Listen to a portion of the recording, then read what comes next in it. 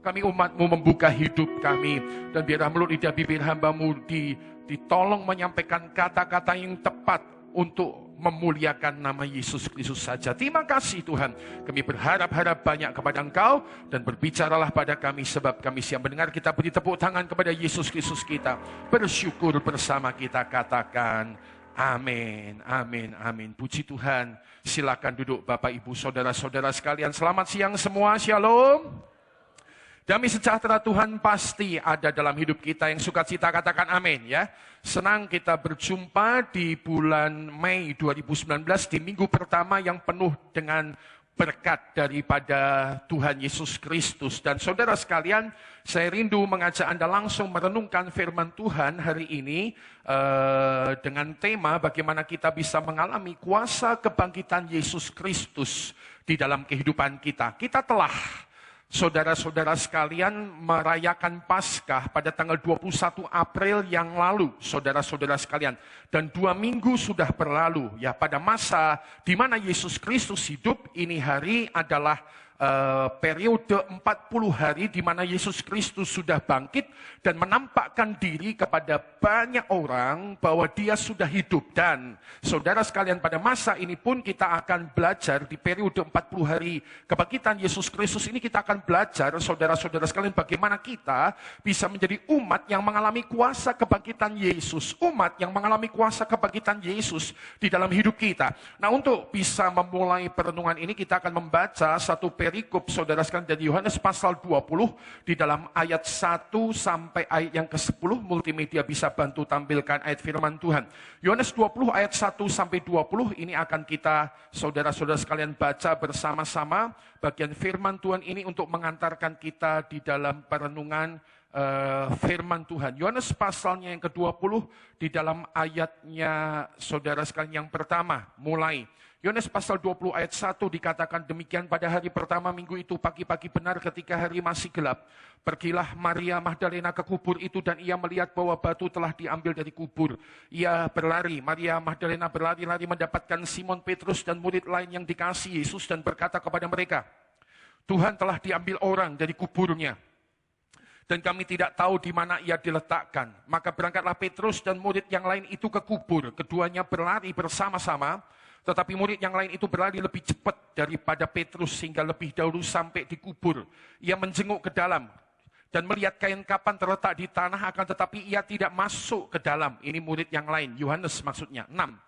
Maka datanglah Simon Petrus juga menyusul dia dan masuk ke dalam kubur itu. Ia melihat kain kapan terletak di tanah, sedang kain peluh yang tadinya ada di kepala Yesus tidak terletak dekat kain kapan itu, tetapi agak di samping di tempat yang lain dan sudah tergulung. Maka masuklah juga murid yang lain yang lebih dulu sampai di kubur itu dan ia melihatnya dan percaya. Ayat 9 kita baca bersama-sama, katakan 2 dan 3. Sebab selama itu mereka belum mengerti isi kitab suci yang mengatakan bahwa ia harus bangkit dari antara orang mati. Lalu pulanglah kedua murid itu ke rumah. Nah, saudara-saudara sekalian, kita akan belajar dari Yohanes pasal yang ke-20 ayat 1 sampai 29. Kita tidak membaca semua perikop ayat-ayat ini, tetapi dari Yohanes 20 ini nanti saudara sekalian ada 4 kisah di dalam perikop ini. Ada 4 kisah. Yang pertama, saudara sekalian, adalah kisah tentang Petrus dan Yohanes dalam rangka hubungannya dengan kebangkitan Yesus Kristus. Jadi Yohanes 20 ini adalah cerita tentang Yesus Kristus sudah bangkit. Dan 4 kisah ini nanti adalah 4 kisah yang berhubungan dengan kebangkitan Yesus. Dan nanti kita bisa belajar dari sana hal-hal apakah yang seringkali membuat kita, orang-orang percaya, terhalang mengalami kuasa kebangkitan Yesus. Kisah pertama ada dalam ayat 1-10 yang sudah kita baca, kisah tentang Petrus dan Yohanes. Nanti kita juga lihat kisah kedua, ayat 11-18 tentang Maria Magdalena, saudara sekalian. Dalam rangka kebangkitan Yesus, apa yang dia alami sehubungan dengan kebangkitan Yesus. Yang ketiga nanti adalah kisah dalam ayat 19-23, murid-murid Yesus secara keseluruhan. Dan keempat, ada kisah keempat tentang Thomas di ayat 24-29. 4 kisah ini 4 cerita ini akan mengajar kepada kita, saudara sekalian, dari satu perspektif tentang bagaimana seringkali saudara-saudara sekalian ada di antara kita terhalang menikmati kuasa kebangkitan Yesus. Maksudnya apa, Pak Gideon? Maksudnya kalau kita lihat di Yohanes 20 itu, Yesus sudah bangkit. Yesus sudah bangkit, tetapi saudara sekalian dari 4 kisah ini kita bisa belajar bagaimana orang-orang di 4 kisah ini, saudara sekalian, pun Yesus sudah bangkit, tetapi mereka seperti terhalang. Ada sesuatu yang menghalangi mereka untuk menikmati kuasa kebangkitan Yesus di dalam hidup mereka. Seperti sesuatu yang menghalangi mereka untuk menikmati kuasa kebangkitan Yesus dalam hidup mereka. Dan tentunya kita tidak boleh, tidak mau mengalami perkara ini dalam hidup kita. Sehingga siang ini kita bisa belajar 4 perkara yang seringkali menghalangi kita, Anda, saya, menikmati kuasa kebangkitan Yesus dalam hidup kita. Nah, ada 4 perkara. Yang pertama, saudara sekalian, mengapa hari itu Petrus dan Yohanes mengalami, saudara sekalian, sebuah penghalang, atau murid-murid Yesus mengalami sebuah penghalang menikmati Yesus yang bangkit di depan mata mereka. Mengapa mereka terkendala, tidak cukup cepat bisa bergembira tentang kebangkitan Yesus, tapi mereka harus melewati satu hal yang telah menghalangi mereka. Jawaban pertama dari Alkitab, penghalang menikmati kuasa kebangkitan Yesus Kristus, yang pertama adalah bahwa karena mereka, jelas dikatakan Alkitab, tidak memahami firman Tuhan. Tidak memahami firman Tuhan. Dalam Yohanes pasal 20 di dalam ayat yang ke-8, saudara sekalian, dikatakan tadi bahwa maka masuklah juga murid yang lain yang lebih dahulu sampai di kubur itu, dan ia melihatnya dan percaya. Lalu ayat 9 berkata, sebab selama itu dikatakan, sebab selama itu mereka, kita baca kalimat yang berwarna kuning, katakan 2-3, belum mengerti isi kitab suci yang mengatakan bahwa ia harus bangkit dari antara orang mati. Rupanya saudara sekalian, kita bisa belajar dari kisah ini bahwa hal pertama yang membuat murid-murid Yesus terhalang mengalami kuasa kebangkitan Tuhan, atau tidak bisa segera dengan cepat menikmati kuasa kebangkitan Tuhan dalam hidup mereka, karena mereka tidak paham kepada firman Tuhan. Tidak paham kepada firman Tuhan. Itulah sebabnya tadi ayat 9 berkata, sebab selama itu mereka belum mengerti isi kitab suci. Nah, tentunya saudara sekalian, kita harus mempertanyakan kalimat ini, ya. Ketika merenungkan ini, saya menangkap bahwa yang jadi problem dari murid-murid Yesus adalah mengapa mereka belum mengerti isi kitab suci yang mengatakan bahwa Yesus harus bangkit dari antara orang mati, adalah kemungkinan karena pikiran mereka telah menantang.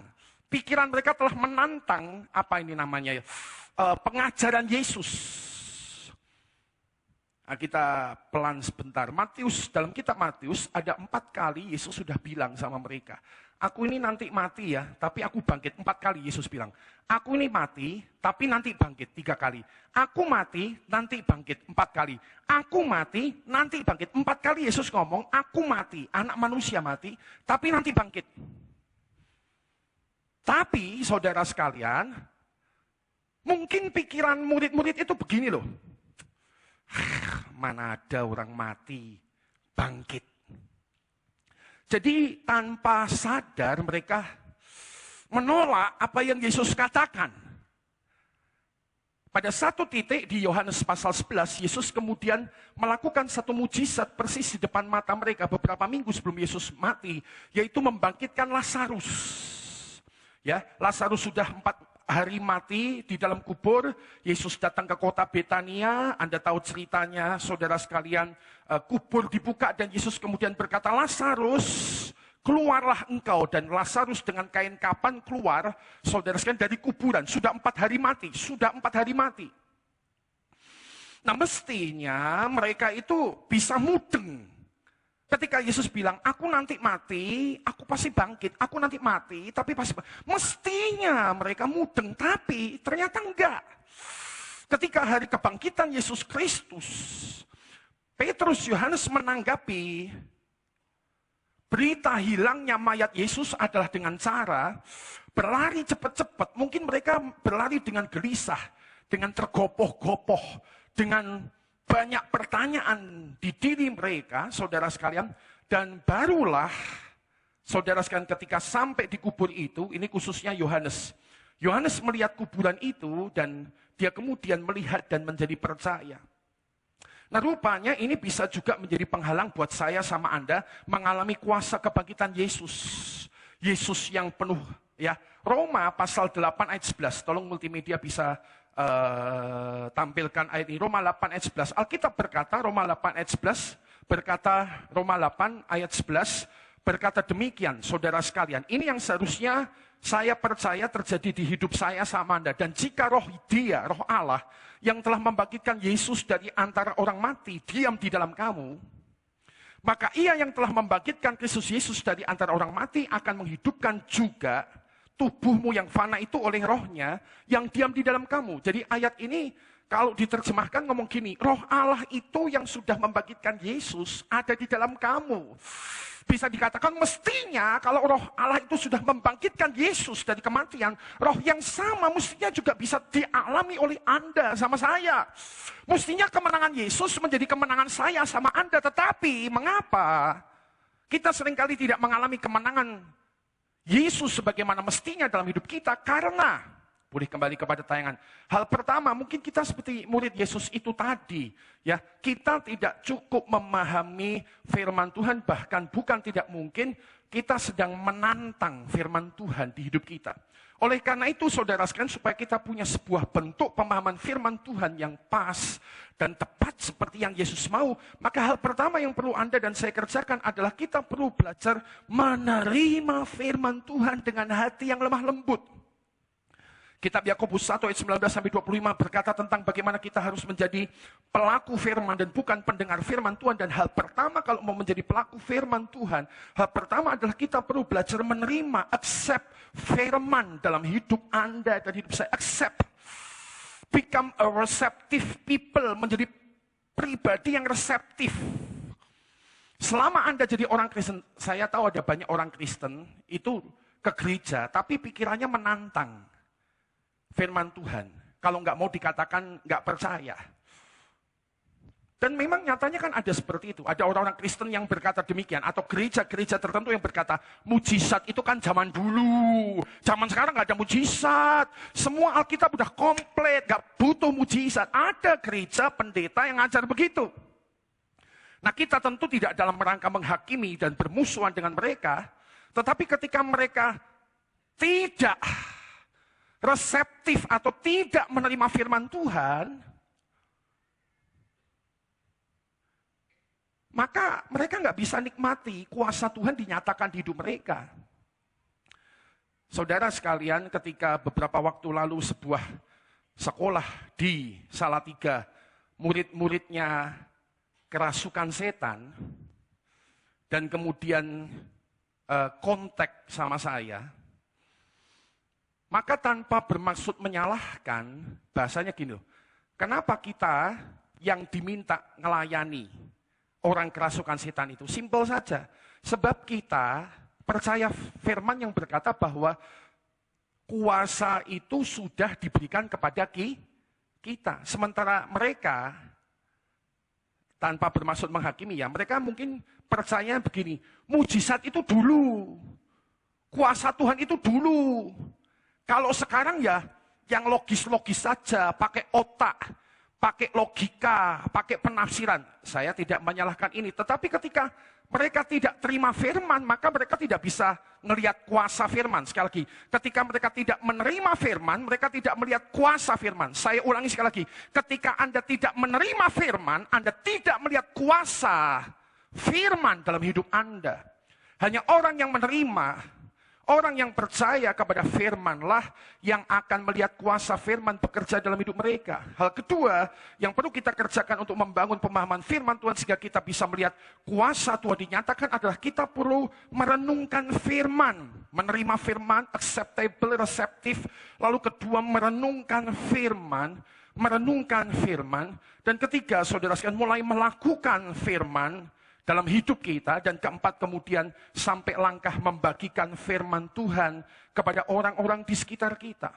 Saudara sekalian, sekali lagi, penghalang pertama murid Yesus melihat kuasa Tuhan dinyatakan adalah tidak paham firman Tuhan. Sehingga ketika sesuatu terjadi di depan mata mereka, mereka tidak berhasil mengenalinya, mereka tidak berhasil memahaminya. Tetapi seandainya Anda dan saya terus membangun kehidupan yang menerima firman, acceptable kepada firman Tuhan, maka kita bisa menjadi orang yang melihat kuasa Tuhan dinyatakan dalam hidup Anda dan hidup saya. Karena itu saudara sekalian, hal pertama yang kita bisa belajar dari bagian ini adalah murid-murid tidak bisa menikmati kuasa kebangkitan Yesus karena mereka tidak memahami firman Tuhan. Saudara sekalian, kalau Anda tidak paham firman Tuhan, susah ngelihat kuasa Tuhan ya bekerja di hidup Anda. Kalau Anda tidak memahami atau menerima firman Tuhan, maka kita akan mengalami kesulitan menikmati kuasa Tuhan bekerja di hidup Anda. Contohnya, mungkin Anda pernah dengar satu firman Tuhan yang berkata Roma 8:28. Kita tahu sekarang Allah turut bekerja dalam segala sesuatu untuk mendatangkan kebaikan bagi mereka yang mengasihi Dia. Nah, kalau Anda tidak pernah acceptable, reseptif kepada firman Tuhan ini, menangkap, menerima, merenungkan, memahami, saudara, Anda tidak akan pernah berhasil untuk melakukan, bahkan membagikan firman. Kenapa? Kalau Anda tidak menerima itu, maka ini yang terjadi setiap kali ada masalah dalam hidupmu, Anda akan bertanya-tanya, bagaimana bisa masalah mendatangkan kebaikan dalam hidup saya? Bagaimana bisa masalah mendatangkan hal-hal positif dalam hidup saya? Anda akan terus berkutat dengan pikiran masalah adalah masalah. Masalah adalah hal yang menyusahkan. Masalah adalah hal yang merepotkan. Tapi Anda tidak akan pernah belajar bagaimana seringkali dalam situasi masalah Tuhan itu berbuat perkara baik. Mohon izin menyitir ini, kebetulan beberapa tahun lalu saya dengar hal ini ya. Ibu Heni yang tadi jadi singer di sini, beberapa tahun lalu mengalami sesuatu, bisa dikatakan kerugian dalam bisnis. Kerugian dalam bisnis. Semua orang, kalau rugi bisnis, dia akan ngomong ini bad thing. Tidak baik, negatif, jahat. Saya tidak pengen seperti itu. Tetapi, saudara sekalian, saya ingat beberapa tahun lalu dia mengucapkan kalimat bahwa justru lewat sesuatu yang tampaknya rugi di bisnis, ada sesuatu yang baik terjadi. Ada sesuatu yang baik terjadi. Saya mendengarkan kalimat itu dan barusan saya diingatkan di mimbar ini bagaimana ada orang yang di tengah situasi susah, dia bisa berkata, sesuatu yang baik terjadi Pak Gideon lewat situasi susah itu. Itu hanya bisa terjadi kalau kita punya pemahaman firman. Kita mau reseptif firman Tuhan. Nah, problem zaman sekarang, jangankan menerima firman Tuhan, ya. Anda dengar firman Tuhan aja mungkin lewat ya. Ya, ada laporan bagaimana orang-orang ke gereja dan kemudian memainkan handphonenya terus sehingga tidak punya kesempatan reseptif accept firman Tuhan. Tetapi kalau Anda, saudara sekalian, belajar menerima firman, merenungkan firman, maka kita akan punya kesempatan melakukan firman dan bahkan akhirnya membagikan firman kepada orang di sekitar kita. Lanjut perkara kedua, saudara sekalian, apa yang menjadi penghalang murid Yesus hari itu untuk menikmati kuasa kebangkitan Yesus? Maka hal yang kedua yang ditunjukkan Alkitab adalah tentang perkara kesedihan. Saya rasa mungkin ini bukan sesuatu yang baru buat Anda, tetapi kita bisa merenungkan lagi. Dalam Yohanes pasal 20 ayat 11 sampai 13, saudara sekalian, ada kisah tentang Maria yang berhadapan dengan kebangkitan Yesus. Dan Anda tahu ceritanya bahwa Maria terhalang untuk melihat Yesus yang bangkit di depan mata dia. Yesus sudah bangkit tapi dia tidak bisa recognize, tidak bisa mengenali sama sekali apa problemnya. Alkitab berkata dalam Yohanes 20 ayat 11, saudara, dan sampai 13 dikatakan, tetapi Maria berdiri dekat kubur itu dan perhatikan kalimat ini, menangis. Ya, saudara sekalian, sambil menangis untuk kedua kali, dikatakan ia Maria menjenguk ke dalam kubur itu, dan tampaklah olehnya 2 orang malaikat berpakaian putih, yang seorang duduk di sebelah kepala dan yang lain di sebelah kaki di tempat mayat Yesus terbaring. Dan kemudian di dalam ayat yang ke-13, untuk ketiga kalinya Alkitab mencatat kondisi yang dijalankan oleh Maria, dikatakan, kata malaikat-malaikat itu kepada Maria, "Ibu, mengapa engkau menangis?" 3 kali. Jawab Maria kepada mereka, "Tuhanku telah diambil orang dan aku tidak tahu di mana ia diletakkan." Bahkan Anda tahu dari bacaan kita nanti ayat 14-15 bahwa Yesus ada di depan matanya Maria. Yesus berdiri di depan matanya Maria. Tapi karena Alkitab telah mencatat dari awal, Maria menangis, menangis, menangis, menangis. Cuma taunya menangis menghadapi situasi masalah yang ada dalam hidupnya. Matanya dipenuhi dengan air mata sehingga dia kabur. Yesus di depan mata dia saja, dia tidak bisa recognize, tidak bisa mengenali Yesus yang berdiri di depan dia. Dan Alkitab mencatat mengapa dia mengalami itu, karena dia hanya tahu menangis. Dia hanya tahu menangis menghadapi situasi yang sedang dijalani dalam kehidupannya. Nah, saya membayangkan di hidup kita memang saudara sekalian kadang-kadang kita akan mengalami situasi masalah, dan beberapa masalah itu memang begitu berat. Mungkin kita mengalami saudara sekalian kehilangan orang-orang yang kita cintai, orang yang kita kasihi. Siapa yang tidak menangis ketika ayahnya meninggal, ketika ibunya meninggal, ketika anaknya meninggal, orang yang dikasih meninggal. Saya telah kehilangan ayah dan ibu saya, dan saya mengakui saya punya periode menangis. Ketika ayah saya meninggal, ketika ibu saya meninggal, saya punya tangisan saya sendiri. Mungkin beberapa di antara Anda menangis karena Anda mengalami penipuan. Ada orang-orang yang datang sama saya beberapa kali dan berkata, "Pak Gideon, seharusnya saya itu punya harta sekian, saya cukup kaya. Tapi saya ini sudah ditipu. Coba kalau saya nggak ditipu, mestinya saya bisa lebih wealthy, lebih baik daripada hari ini." Ada. Dan orang-orang itu datang untuk kali kedua, kali ketiga, sehingga saya bilang, "Pak, kamu nek fokus terus sama yang hilang itu piye?" Ada seorang yang tiap tahun nelpon saya, "Pak Gideon," tiap tahun nih, di luar kota, nelpon, "Pak Gideon tolong didoakan, supaya saudara saya itu mau membagi harta warisannya kepada saya." Tahun depan kalau telepon sama lagi, "Pak Gideon tolong didoakan, supaya saudara saya itu mau membagi harta warisannya sama saya." Tahun depan kalau telepon lagi gitu, "Pak Gideon tolong didoakan, supaya saudara saya mau membagi harta warisan kepada saya." Balik lagi ke situ, balik lagi ke situ, balik lagi ke situ, balik lagi ke situ.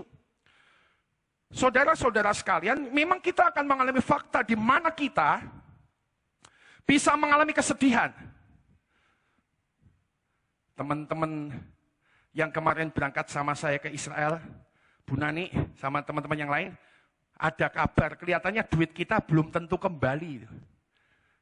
Dan beberapa orang di Jakarta, Tante Yunan, duit kita belum tentu kembali. Bu Erin. Dan ada kabar di Jakarta, besok mereka 6 Mei. Senin, mau ke Mabes Polri, bawa lawyer, pengacara, menggandeng ketua dan sekretaris katanya PWRI, Persatuan Wartawan Republik Indonesia. Jadi mungkin besok kabarnya akan kita dengar di koran-koran utama dan media-media utama Indonesia. Besok 6 Mei. Mereka udah mulai ribut. Saya disuruh ikut-ikut, saya sedang mikir-mikir, piye ya ini dilapor. Karena kalau dilaporkan, dilaporkan, dia nggak bisa bayar, nanti dinyatakan bangkrut. Kalau bangkrut sudah tidak usah bayar, hukum perdata. Masukkan hukum pidana, penipuan. Hukum pidana bekerja, dia ditangkap karena penipuan, mlebu penjara, ora iso bayar meneh. Jadi perdata ora iso bayar, pidana ora iso bayar. Piye coba nek kayak gitu saudara. Ini teman-teman saya siap kehilangan 7,5 juta, 7,5 juta, 7,5 juta. Kalau saya kali 2 kehilangannya. Ada yang kali 6.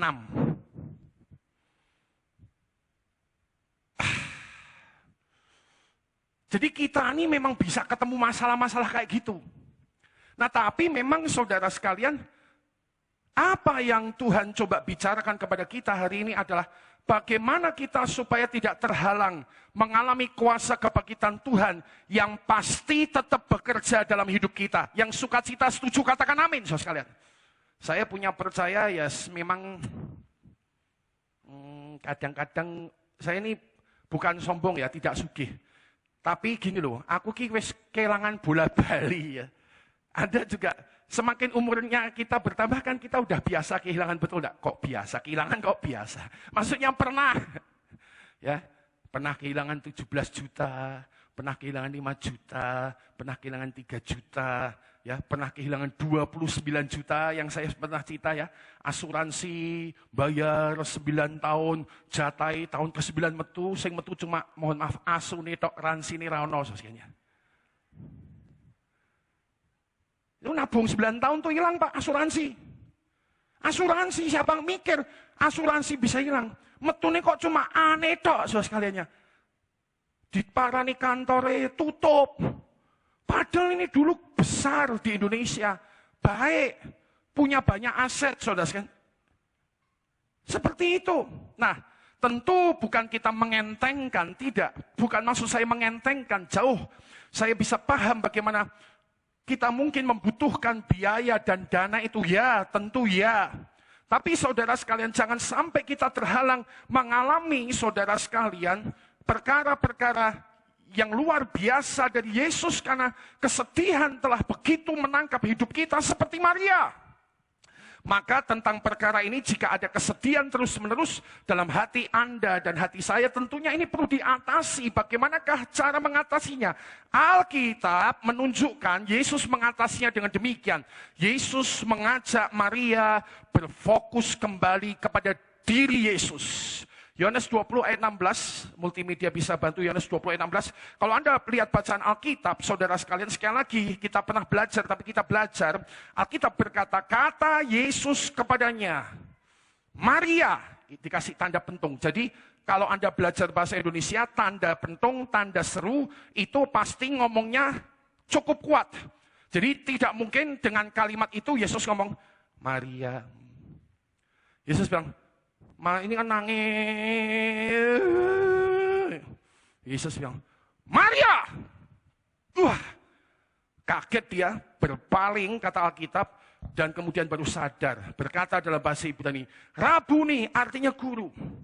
Jadi saudara sekalian, hal pertama, mengatasi kesedihan, belajar dari Alkitab ini, mari fokus kepada Yesus Kristus, kembalikan fokusmu hanya kepada Yesus lagi dan lagi dan lagi. Yang sukacita mengerti katakan amin, saudara sekalian. Nomor 2, kembali kepada tayangan saudara sekalian, yaitu mulai mendengarkan perkataan Yesus, mulai mendengarkan apa yang Yesus katakan.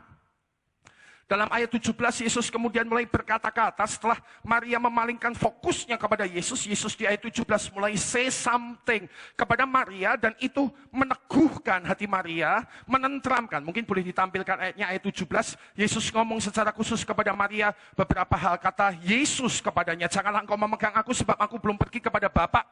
Tetapi pergilah kepada saudara-saudaraku dan katakanlah kepada mereka bahwa sekarang aku akan pergi kepada Bapakku dan Bapakmu dan kepada Allahku dan Allahmu. Setelah mendengar itu, Maria menjadi tenang dan kemudian pergi kepada kawan-kawannya dan memberitakan tentang kebangkitan Yesus. Saudara sekalian, rupanya inilah caranya kalau kita lihat dari Alkitab bagaimana mengatasi kesedihan yang mungkin menimpa kita. Kalau Anda mengalami kesedihan,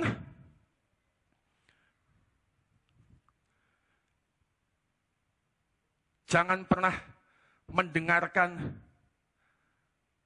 lagu-lagu cengeng.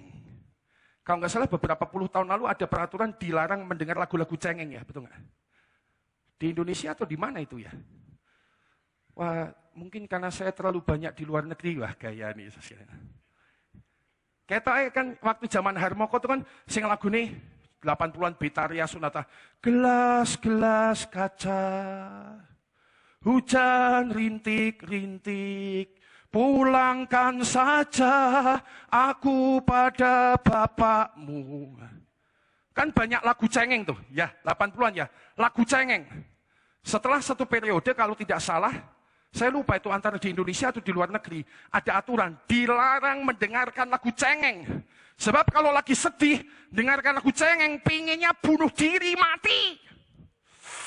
Pinginnya akhiri hidup terlalu berat. Siapa nggak sedih, saudara sekalian kena masalah. Tapi hari ini kita mendapatkan pelajaran dari firman Tuhan. Ketika kita mau mengatasi kesedihan, yang pertama mari kita fokus kepada Yesus. Yang sukacita katakan amin, saudara sekalian. Dan kedua, dengarkan kata-katanya. Saya sama Liana barusan pulang 8 hari dari Thailand. Jumat, Sabtu, Minggu pelayanan di Bangkok. Di BAC Bangkok, saudara, dan kemudian oleh anugerah Tuhan Senin sampai Kamis. Jumat ada di Chiang Rai, di Payo, dan di Chiang Mai. Ini 4 hari, memang main, tapi mainnya nggak sembarang. Kami kumpul dengan misionaris suami istri dari Semarang. Jadi saya sama Liana bisa duduk, dengar-dengar cerita tentang hidup misionaris. Dan tentunya kita mau garap terus pekerjaan misi, jadi kita sedang redefinisi pekerjaan misi di gereja kita. Kebetulan tahun ini Bu Liana melayani di bidang misi. Jadi saya bilang sama Bu Liana, lihat, misionaris itu seperti apa hidupnya, ya? Bagaimana perjuangannya, pergumulannya, kesedihannya, kesepiannya, stresnya. Lihat misionaris, kita 4 hari kumpul dan banyak dapat masukan insight dari Hani dan Kohani dan Cik Tuti yang misionaris dari Semarang. Mereka udah 8 tahun di Semarang, sekarang nanti mereka 4 tahun lagi, jadi mau 12 tahun di Thailand maksud saya. Mereka sudah tugas 8 tahun di Thailand, nanti mereka mau tambah 4 tahun lagi. Nah, ketika di Thailand itu khususnya hari Minggu ada satu kejadian. Mau pergi kebaktian, sudah siap kebaktian, tahu-tahu Liana bilang, waduh, anting-antingku hilang. Padahal itu anting-anting baru beli, saudara sekalian. Mungkin sebulanan lebih yang lalu. Anting-anting hilang. Dan saudara sekalian, itu mungkin sesuatu yang simpel, tapi pasti dia sedih. Kan? Aduh, kok hilang ya? Di mana ya? Wong tadi malam masih ada di sini. Apa di handuk? Lalu dia cari di kamar, saudara sekalian. Dia cari di tempat kamar mandi. Dia cari di handuk, di lubang bathtub, saudara sekalian. Jadi dia lihat, tapi tidak ketemu. Saya nggak terlalu mudeng sih kalau kehilangan anting. Tapi nek kehilangan handphone aku sedih, saudara sekalian. Tapi saya akhirnya coba ikut bantu cari, tidak ketemu. Udah, kita kebaktian. Nah, intinya kita kebaktian dan seharian pergi, saudara sekalian. Dan saya bersyukur, Liana di tengah-tengah situasi kehilangan itu, setelah sekian waktu di gereja dan di semua situasi itu, dia bilang gini, ya, dia bicara tiap kali punya kesempatan ketemu sama saya di antara kebaktian itu, dia bilang gini, apa ya maksudnya Yesus? Dia belajar fokus pada Yesus. Apa ya maksudnya Yesus dengan kehilangan ini ya? Sambil tarik-tarik kuping agak panjang, saudara sekalian ya. Apa maksudnya Yesus mengizinkan anting-anting ini hilang? Ini kan pasti ada rencana Tuhan. Nah, saudara sekalian, apa yang mau saya sharing adalah apa yang Liana lakukan itu sesuatu yang menginspirasi saya. Itulah namanya fokus pada Yesus. Bahwa semua kesusahan, kerugian, kehilangan, perkaramu, pergumulanmu pada akhirnya tidak berhenti menjadi emosi marah, emosi kecewa, emosi emosi hanya bingung, tidak, tetapi semua perlu dibawa kepada Yesus, fokus kepada Yesus. Apa ya maksudnya Yesus dengan situasi yang ada? Nomor 2, bukan hanya fokus pada Yesus, tapi belajar mendengarkan perkataannya. Ya, saudara sekalian, tadi saya bahas lagi dengan Liana hal ini ya. Dia bilang, aku udah rela kok kehilangan ya. Aku udah rela kehilangan, tapi puji Tuhan, kemarin nggak jadi hilang, udah ketemu ya. Makanya Anda lihat dia bahagia. Tolong nanti kalau pulang dilihat anting-antingnya kayak apa Bu ya kok hilangnya. Liana nanti gini-gini dikit ya, jadi bisa lihat ya. Nah, maksud saya adalah kita akan mengalami gini ya. Anda hari ini mungkin tidak sedang sedih. Jadi menganggap hal ini biasa. Tapi dengar baik-baik. Kita kan tahu hidup kita tuh nggak bisa diprediksi, nggak bisa dipastikan. Betul nggak? Bisa jadi kita hari ini sedang senang, tahu-tahu besok kita sedih. Sesuatu something happen. Dan kita menjadi begitu sedih. Bukan tidak mungkin itu bisa terjadi. Ingat baik-baik di tengah-tengah situasi seperti itu. Untuk terus menikmati kuasa kebangkitan Yesus dinyatakan dalam hidup Anda dan hidup saya. Belajar fokus kepada Yesus. Dan tentunya yang kedua, mendengarkan perkataannya. Nah, di Betel Area ini ada banyak orang baru ya. Jadi ada keluarga saya yang lama, ada keluarga yang baru ya. Saudara sekalian, jadi saya ingat tahun 2000 Tuhan menolong kami berdua melewati masa susah. Tahun 2000 ayah saya meninggal dunia, saudara sekalian, dan pelayanan ini diizinkan dilanjutkan oleh saya dengan istri ya. Mama saya tidak mau terima pelayanan ini sebagai gembala jemaat. Dia bilang, kata papahmu Gideon yang jadi gembala jemaat. Dan saya ingat hari-hari itu ada 4 pemimpin gereja keluar dari gereja kami dengan berbagai macam masalah ya. Saudara sekalian, dengan berbagai macam masalah. Tapi intinya 4 orang ini keluar, dan saudara sekalian, hari di mana mereka keluar itu perlahan tapi pasti itu memukul hati saya. Karena saya berpikir demikian. Jangan-jangan mereka itu keluar karena mereka nggak cocok saya jadi pendeta gembala sidangnya. Ya.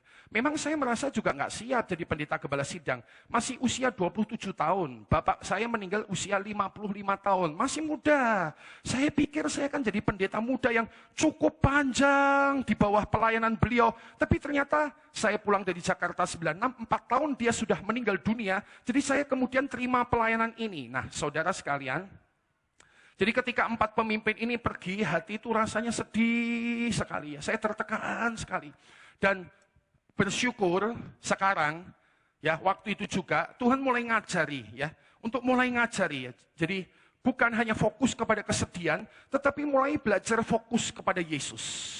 Ya, dalam fokus kepada Yesus, nah ini sharing sekali lagi ya, saudara sekalian, saya diajari Roh Kudus nanya perkara yang tepat. Pertanyaan untuk fokus kepada Yesus adalah demikian. Apa Tuhan maksudmu dengan peristiwa yang menimpa hidupku? Apa maksudmu ya Tuhan? Dengarkan baik-baik, kata kuncinya apa? Jangan tanya mengapa.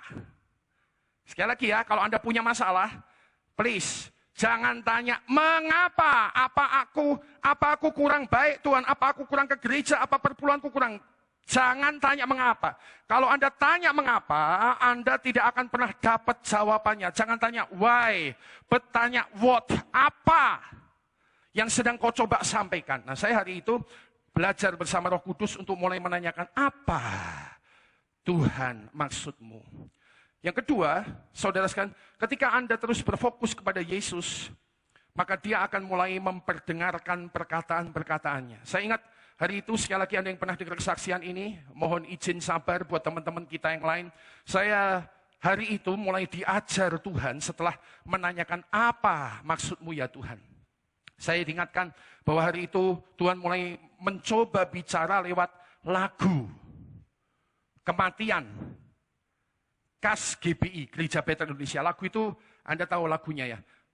Dalam rumah Bapakku banyaklah tempat, itulah sabda Yesus Juru Selamat. Hari itu diputer kayak kaset berkali-kali. Balik lagi ke pikiran, balik lagi ke otak, balik lagi ke otak. Balik lagi ke otak, diputer kayak kaset puluhan kali sama Roh Kudus di otak saya. Sampai saya mikir, apa meh mati, apa piye. Dalam rumah Bapak terus. Sampai saya diingat, saya kan sedang doa. Apa yang engkau mau Tuhan? Jadi saya kemudian ambil waktu duduk dan mulai berdoa. Tuhan, siap saya Tuhan, siap. Lalu Tuhan mulai ingatkan bait ketiga. Saya nggak pernah kebayang bait ketiga itu, tapi hari itu diingatkan. Bunyinya kira-kira demikian, saudara-saudara sekali lagi. Bila kau ditinggalkan teman-temanmu, 4 orang udah keluar nih dari gereja. Dan jalan seorang diri penuh derita. Gue banget, wah, lagi susah. Lalu kalimat ketiganya bilang ini.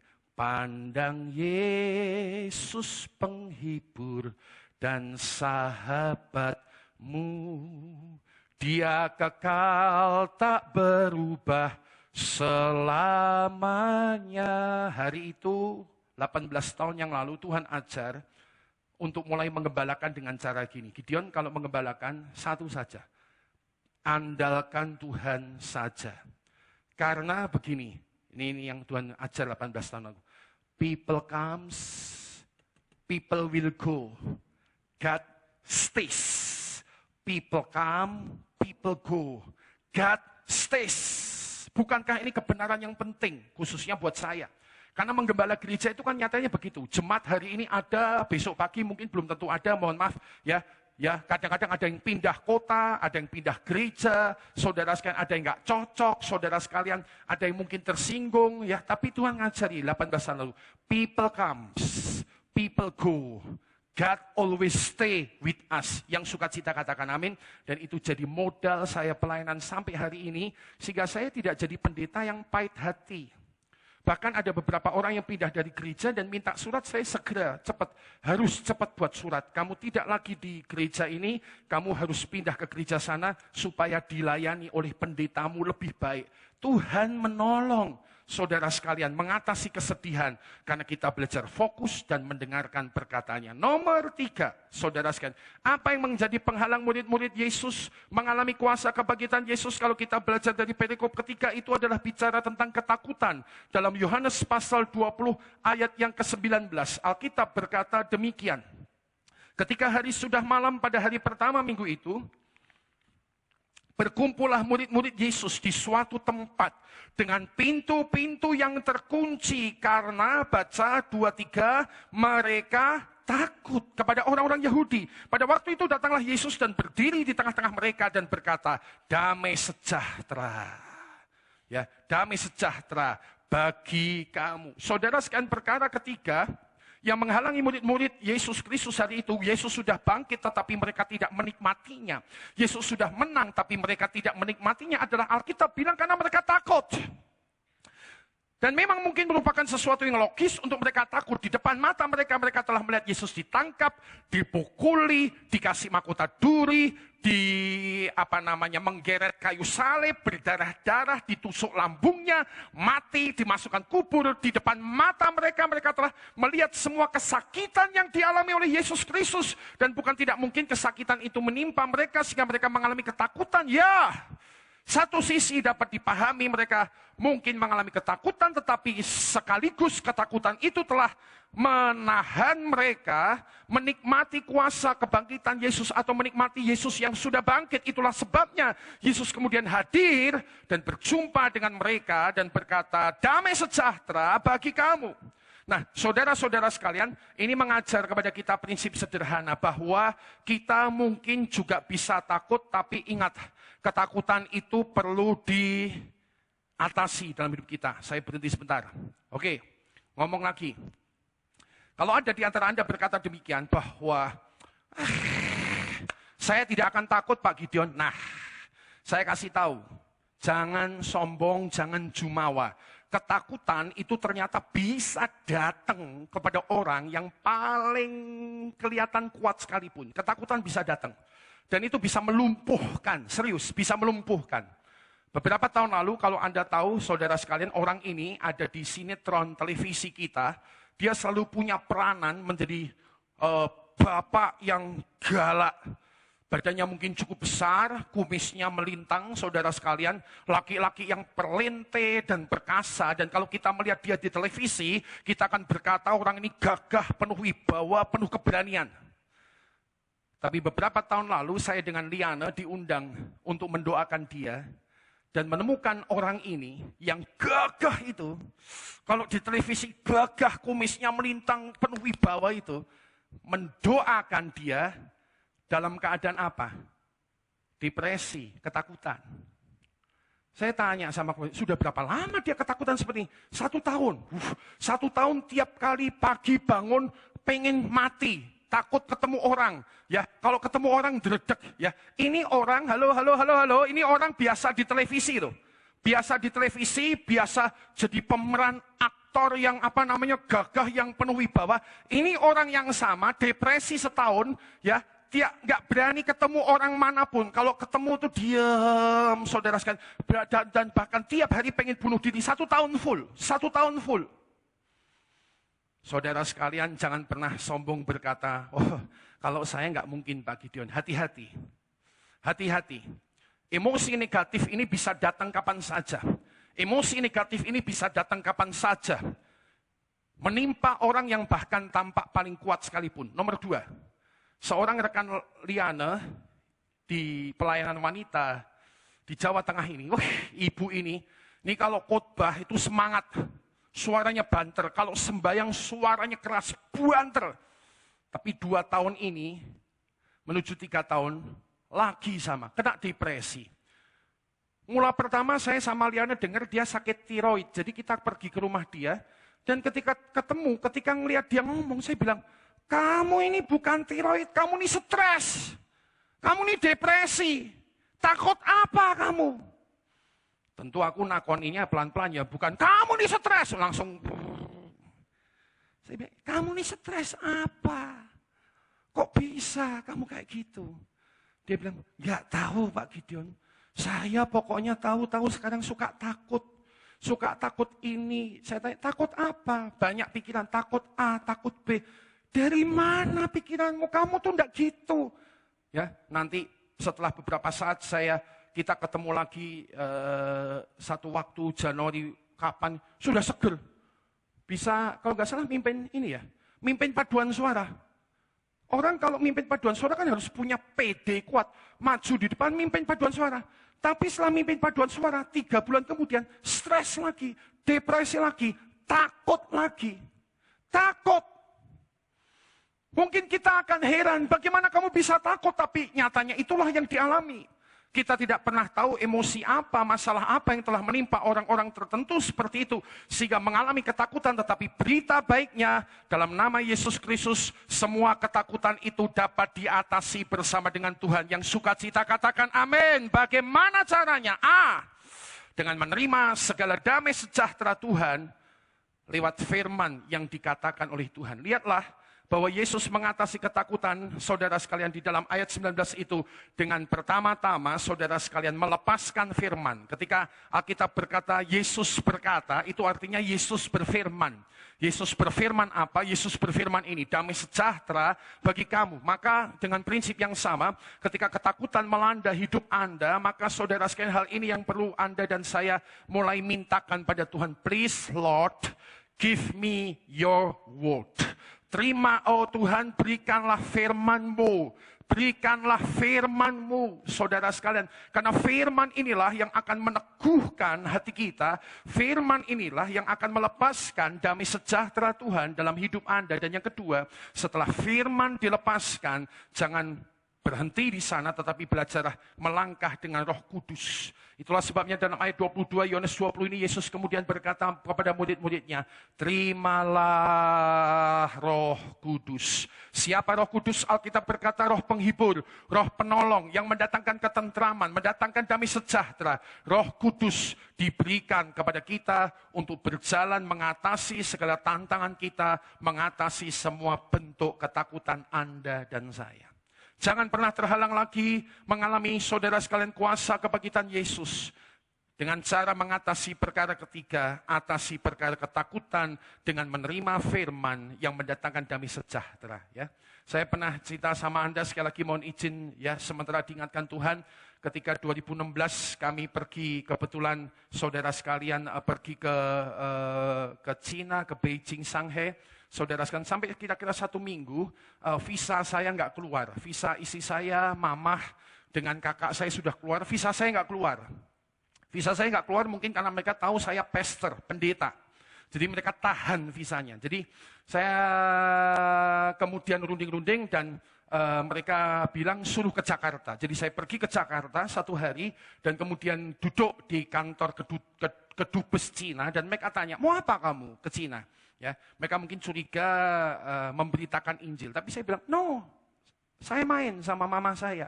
Mama saya sudah sakit 2 tahun, 2 tahun setengah, sekarang dia sehat, masih hidup. Saya pengen jalan-jalan sama mama. Lalu kemudian mereka mengeluarkan, saudara sekalian, surat izin visa itu, dan saya terpaksa buat visa 1 hari, cepat jadi, bayar lebih. Nah itu karena kurang seminggu ya. Kalau nggak salah, ada sekitar kurang 4-5 hari saya berangkat ke Singapura. Waktu itu Leo sama Dewi, adik-adik saya masih ada di Singapura. Jadi rencana saya waktu itu Singapura, Bangkok, Thailand, lalu langsung menuju ke Beijing, Cina. Ya. visa keluar mepet. Nah, masalah. Sudah sempat takut. Aduh, takut nih, visa nggak keluar. Kurang 1 minggu baru keluar. Masalahnya kedua ada begini. Karena visa nggak keluar-keluar, saya beli tiketnya itu belakangan. Jadi saya pikir nanti visanya keluar, baru aku beli tiket. Nah, visanya keluar mepet, otomatis beli tiket mepet. Tiket mepet harganya lebih mahal. Takut lagi. Waduh, piro ki duite? Berapa ki jumlah? Waduh, ini nanti gimana ini? Ya, bayar bagaimana? Ketiga, saudara sekalian, karena sudah punya pengalaman, Beijing sama Shanghai itu paling buat kami sulit bahasanya. Karena memang kita nggak berbahasa itu ya, kita berbahasa Inggris masih lumayan. Ya, tapi orang di Cina sana, saudara sekalian, mereka banyak yang nggak mudeng bahasa Inggris. Ya mungkin sekarang lebih banyak, tapi saudara sekalian lebih banyak yang nggak paham bahasa Inggris. Ya, waktu 2005 ke Guangzhou dan tidak ada penerjemah 2 hari, wah itu saya ingat 2 hari kalau kita makan ke warung ya, kita berempat duduk, nanti Liana bangkit berdiri, ngelihat di meja-meja makanan, wah sing ketok enak, wah, lalu dia panggil gini, papat katanya. Ya, ngene, ya. Nanti keluar ya wis, nanti nek ngertine nuding mie ya metune mie, nek nuding apa ya ngene. Jadi bahasa kendala, ketakutan. Tapi saya ingat hari-hari itu di mana sementara takut, ragu-ragu, gelisah, sudah hampir membatalkan perjalanan itu. Tiba-tiba dalam doa, ya memang minta Tuhan dalam doa, Tuhan kasih firman, perjalanan ini akan berhasil dan beruntung. Diingatkan Yosua 1 ayat 8-9, perjalanan ini akan berhasil dan beruntung. Dan saudara sekalian, luar biasa, ya. Berpegang kepada firman itu, damai sejahtera lahir di dalam hati. Melangkah bersama dengan Roh Kudus dan firman yang sudah diterima, saudara sekalian, timbul keberanian, timbul kemantapan, timbul, saudara sekalian, segala hal yang lebih kuat dalam hati. Kenapa? Karena sudah menerima firman. Saudara sekalian, kerjakan hal yang sama. Lakukan prinsip-prinsip sederhana, jangan pernah terhalang lagi menikmati kuasa kebangkitan Tuhan. Atasi penghalang ketiga, segala bentuk ketakutan dalam hidup Anda dan hidup saya. Dan yang keempat, penghalang keempat murid Yesus menikmati kebangkitan Yesus adalah tentang tidak adanya iman. Dalam Yohanes 20 ayat 29, saudara sekalian, kita akan baca ayat ini terakhir. Kebaktian minggu siang, angkat suara Anda ya, baca, sedikit semangat. Katakan 2, 3, sekarang. Kata Yesus kepadanya, karena engkau telah melihat aku, maka engkau percaya. Katakan, berbahagialah mereka yang tidak melihat, namun percaya. Saudara sekalian, Yesus mengadres masalah di Thomas hari itu. Kamu udah lihat, maka kamu percaya. Tapi Thomas, seharusnya inilah yang kamu lakukan. Berbahagialah mereka yang tidak melihat, tapi tetap punya iman, tetap percaya. Berbahagialah Anda yang mungkin hari ini belum melihat kesembuhanmu, tapi engkau percaya engkau akan tetap sembuh dengan Tuhan. Berbahagialah Anda yang mungkin hari ini belum melihat terobosan berkatmu, tapi engkau percaya bersama dengan Tuhan, engkau tetap akan diberkati melewati segala perkara. Yang sukacita katakan amin. Itulah sebabnya saudara sekalian, hal penting ini harus ditanggapi. Ya, ketiadaan iman, kekurangan iman, bahkan tidak beriman, ini perlu ditangani. Dan bagaimanakah caranya menangani, saudara sekalian? Kalau kita melihat, saudara sekalian, dari apa yang Yesus kerjakan, yang pertama, Yesus, ya, atau saudara kita harus belajar mempercayai firman Tuhan. Yesus mengajak kita untuk mempercayai firman Tuhan. Ketika Yesus bangkit, saudara sekalian, dan kemudian mulai menampakkan diri kepada, sekali lagi, Petrus, Yohanes, Maria Magdalena, murid-murid Yesus, kepada Thomas, dan lebih jauh kepada banyak orang, saudara sekalian, kepada murid di Emmaus. Halo? Kepada murid di Emmaus, kalau Anda ingat, saudara sekalian, yang Yesus kerjakan ketika berjalan dengan 2 murid yang juga Alkitab bilang sedih. 2 murid itu sedih berjalan. Ya, mereka nggak paham, itu Yesus di sampingnya. Sama prinsipnya. Mereka nggak mudeng firman, mereka dikuasai kesedihan, Yesus di depan mereka, bersama mereka jalan, saudara sekalian, tapi mereka nggak paham itu Yesus, saudara sekalian. Maka di tengah-tengah perjalanan itu, apa yang Yesus katakan adalah, Yesus ngomong terus firman Tuhan. Yesus ngomong terus firman Tuhan. Yesus terus ngomong kepada murid Emmaus ini tentang firman Tuhan. Sehingga kesaksian, itu kalau nggak salah dalam kitab Lukas ya, dua murid yang sedang menuju ke Emmaus itu akhirnya berkata demikian, bukankah hati kita berkobar-kobar ketika dia ngomong tentang firman Tuhan? Bukankah hati kita berkobar-kobar ketika dia ngomong tentang firman Tuhan? Jadi bagaimana mengatasi ketiadaan iman? Ingat kembali dua murid Emmaus, sedih, tidak paham firman, jalan sama Yesus. Yang Yesus kerjakan adalah ngomong firman, ngomong firman, ngomong firman, supaya mereka percaya firman, supaya mereka percaya firman, supaya mereka percaya firman, supaya mereka nangkep firman. Makanya Alkitab sekali lagi bilang, mereka punya kesaksian, bukankah hati kita berkobar-kobar ketika dia bicara tentang firman. Nomor 2, bagaimana membangun iman untuk mengatasi ketiadaan iman adalah dengan memiliki pengalaman beriman. Itulah sebabnya, sebentar saya tutup khotbah, Yesus ketemu Thomas bilang gini, sini Thomas, ini tanganku. Cucukkan jarimu ke dalam tanganku dan jangan engkau tidak percaya lagi. Thomas mengambil pengalaman itu, ya. Jarinya dicucukkan, walaupun Alkitab tidak cerita, tapi saya percaya dia melakukan itu. Jarinya dicucukkan, dan begitu dia rasa pengalaman iman, bolong itu jari, dia langsung tarik, dia teriak, ya Tuhanku, ya Allahku. Dia punya pengalaman. Jadi saudara sekalian, kalau Anda mau menang, mengatasi saudara sekalian segala penghalang, mengalami kuasa kebangkitan Yesus yang keempat, khususnya tentang ketiadaan iman atau ketidakberimanan kita, yang seringkali begitu kecil dan lemah dalam hidup kita, maka hal yang bisa kita kerjakan adalah meminta pengalaman iman itu dengan Tuhan. Sekali lagi, jangan pernah hanya mendengar dari orang. Jangan hanya mendengar dari kata hamba Tuhan terus. Mintalah sebuah pengalamanmu sendiri. Maka engkau akan punya, saudara sekalian, apa bahasanya yang saya diingatkan Tuhan? Portofolio pengalaman iman. Pengalaman iman 1, pengalaman iman 2, pengalaman iman 3, pengalaman iman 4, pengalaman iman 5. Maka imannya tambah gede. Saya diingatkan Tuhan, diajari Tuhan. Beberapa puluh tahun lalu saya pergi ke Surabaya. Dan kemudian pergi, Anda tahu, ke gereja Betani Nginden Surabaya yang muat 20.000 orang. Lalu, saudara sekalian, saya punya kesempatan pergi juga, itu gereja dibangun pendeta Alex Tanusaputra dengan timnya, pergi ke Betani Manyar Sindaru yang buat 5.000 orang. Nah, ketika saya masuk ke Betani Nginden yang 20.000 orang itu, saya minta izin puter-puter diantar sama bagian operasional gerejanya. Perlahan tapi pasti, Tuhan ngajari saya begini, Gideon, orang namanya Alex Tanusaputra ini bisa membangun gereja 20.000 orang karena dia sudah melewati pengalaman iman bangun gereja 5.000 orang. Jadi begini, dia sudah punya pengalaman dengan bangun 5.000 orang, lalu dia bangun untuk yang 20.000 orang, hari itu dia sedang siap membangun namanya Menara Jakarta. Zaman itu biayanya 1T. 1T itu 1.000 miliar. 1 miliar itu 1.000 juta, ini 1T, 1.000 miliar. Zaman itu 2-3T. Saya lihat desainnya Menara Jakarta itu sama, mahal banget. Tapi hari itu Tuhan ngajari, jangan salah. Dia bisa ke titik itu karena dia punya pengalaman sebelumnya.